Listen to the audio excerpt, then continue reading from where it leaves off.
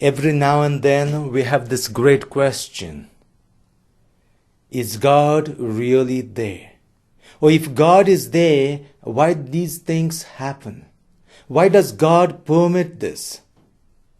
And this is all in terms of sufferings, difficulties, hardships.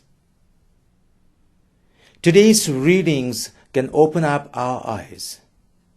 In the first reading it is said, if he is God's son, let us see how God will rescue him.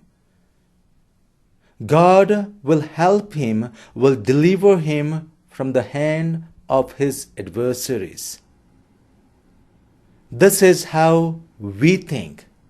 This is how people started to think.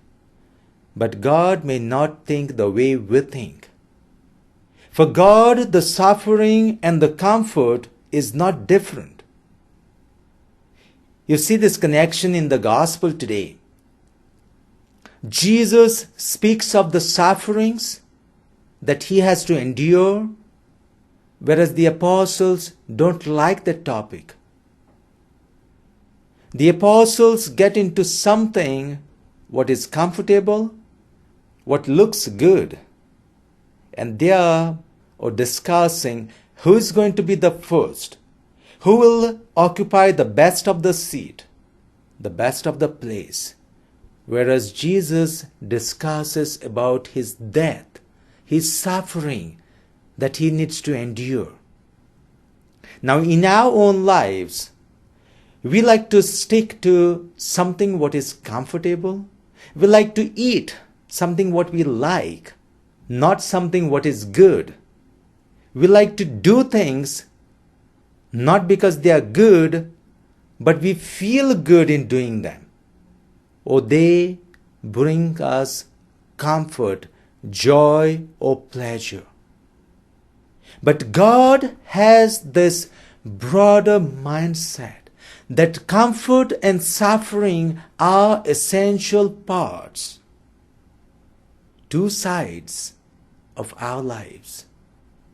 We may see it as difficult, but it's both combined together that makes our life.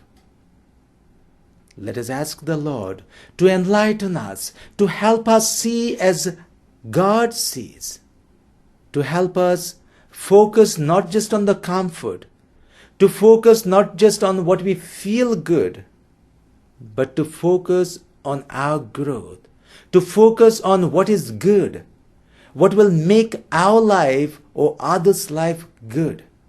At times, to get something good, you need to struggle.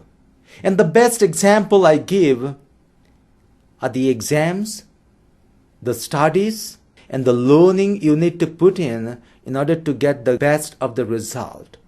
Now, to spend your time, waste your time on all these, it's not easy. To build a house, you need to slog, struggle.